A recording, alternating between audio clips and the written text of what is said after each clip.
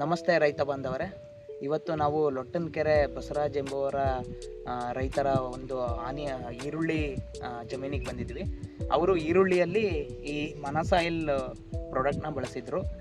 ಅವರು ಕೊಳೆ ರೋಗ ಬಂದಿತ್ತು ಅಂತ ಇನ್ನು ಬಳಸಿ ಅದಾದ ನಂತರ ನೀವು ನೋಡ್ಬೋದು ಫೀಲ್ಡ್. ಸೊ ತುಂಬ ಚೆನ್ನಾಗಿ ರಿಸಲ್ಟ್ ಬಂದಿದೆ. ಸೊ ಅವರ ಅನಿಸಿಕೆನ ಅವರಲ್ಲೇ ಕೇಳೋಣ ಬನ್ನಿ. ಸರ್ ನಮಸ್ತೆ. ನಮಸ್ತೆ. ನೀವು ಮನಸಾಯಿಲ್ ಈರುಳ್ಳಿಯಲ್ಲಿ ಬಳಸಿದ್ರಿ ಅಂತ ಕೇಳ್ಪಟ್ವಿ, ಹೌದಾ? ಸೊ ಇದು ಬಳಸಿದಾದ್ಮೇಲೆ ಯಾವ ರೀತಿ ನಿಮಗೆ ಬೆಳೆಯಲ್ಲಿ ರಿಸಲ್ಟ್ ಚೆನ್ನಾಗಿ ಬಂದಿದೆ ಸರ್. ಕೊಳೆ ರೋಗ ಕಂಟ್ರೋಲ್ ಆಗಿದೆ, ಕಂಟ್ರೋಲ್ ಆಗಿದೆ, ಕಪ್ಪು ತಿರುಗಿದೆ. ಸೊ ಇದ್ರ ಕೊಳೆ ರೋಗ ಇದಕ್ಕೆ ಕಂಟ್ರೋಲ್ ಚೆನ್ನಾಗಿ ಬಂದಿದೆ. ಡೆವಲಪ್ಮೆಂಟ್ ಎಲ್ಲ ಚೆನ್ನಾಗಿದೆ, ಭಾಳ ಚೆನ್ನಾಗಿದೆ. ರೈತರ ನೀವು ಈಗ ಫೀಲ್ಡ್ ನೋಡ್ಬೋದು ಈ ಕಡೆ ಎಲ್ಲ. ಸೊ ಏನಪ್ಪ ಅಂದರೆ ಅವರಿಗೆ ಸ್ಟಾರ್ಟಿಂಗ್ ಸ್ಟೇಜಲ್ಲಿ ಕೊಳೆ ರೋಗ ಬಂದಾಗ ಸೊ ಈ ಮನಸಾಯಿಲ್ ಸ್ಪ್ರೇ ಮಾಡಿರೋದ್ರಿಂದ ಈ ತೆಂಡೆ ಆಗಿರಲಿ ಅಥವಾ ಈ ಗ್ರೋತ್ ಆಗಿರಲಿ, ಡೆವಲಪ್ಮೆಂಟು ಇದೆಲ್ಲ ತುಂಬ ಚೆನ್ನಾಗಿ ಬಂದಿದೆ.